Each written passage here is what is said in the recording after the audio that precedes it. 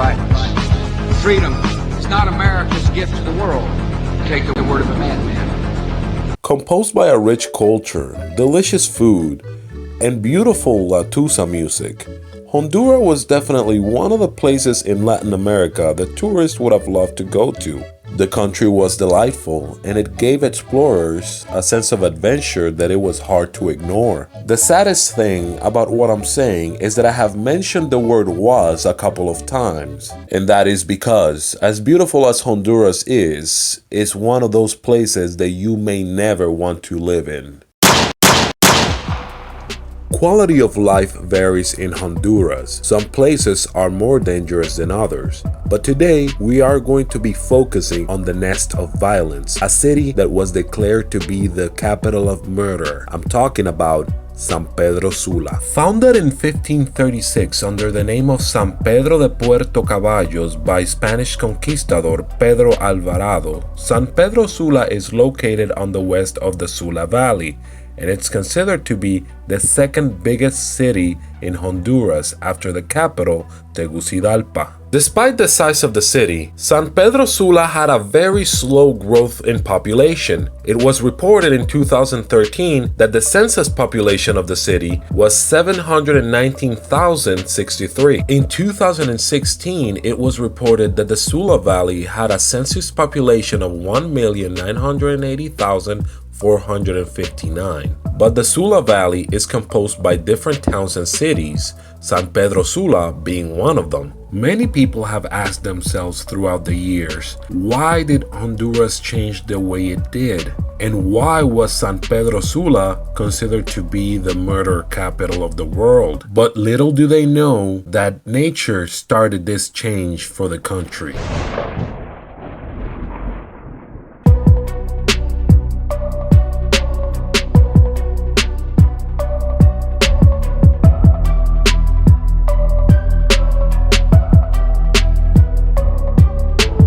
A Category 5 hurricane named Hurricane Mitch was formed in October 22, 1998, and it struck Honduras on October 29th of the same year. Mitch caused an estimated amount of $3.8 billion in damages, an amount that represents 70% of Honduras' annual GDP. This impact reversed 50 years of progress in the country, and it was estimated that it would take 15 years in order to rebuild all damages. In addition to Honduras' economic crisis, in the middle of 2008, Honduras went through another economic downfall due to a political crisis involving the president at the time, José Manuel Zelaya Rosales, whose presidency was taken away. This economic crisis caused unemployment to rise significantly, and San Pedro Sula was one of the cities with the highest unemployment rate. Illegal jobs like drug trafficking were severely stimulated by this situation, leading to the creation of local gangs like Barrio 18 or MS-18 and the takeover of gangs from neighbor countries like Salvador's native MS-13. There are smaller gangs in Honduras, but MS-13 and Barrio 18 are the two gangs that commit the most violent acts in San Pedro Sula. The city is divided by areas that belong to MS-13 and other areas that belong to Barrio 18. Often, these two gangs fight in order to see which territory belongs to who. The most unfortunate things about these fights is that innocent people also pay the price for it.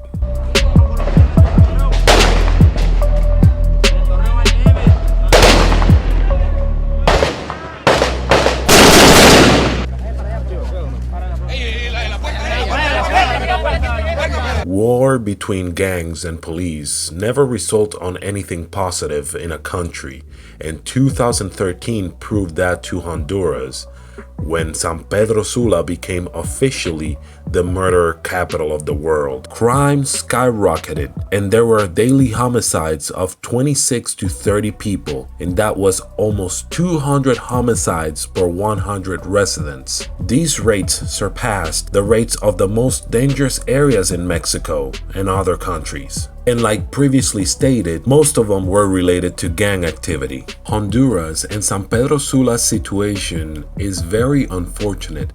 Any tourist that was planning to go to Honduras and is watching this video right now may be thinking that this is not a very good place to go. But believe it or not, Honduras as a whole has progressed since 2013. San Pedro Sula is no longer the capital murder of the world.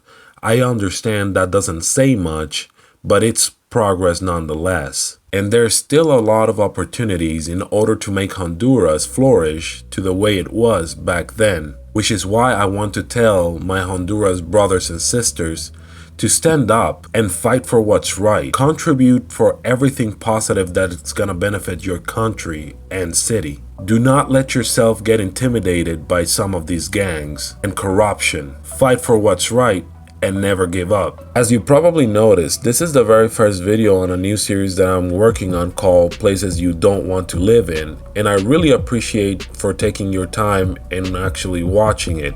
If you liked it, don't forget to hit the like button, and if you have an opinion about it, just leave it down in the comment section below. Also, don't forget to subscribe to our channel if you enjoy our content. If you like mysteries of life, myths, and urban legends, please refer to my playlist so you can find such content. If you are more into the abandoned locations, please go to the playlist of the abandoned. This is Ray from the Podcast Dojo here, wishing you a great day.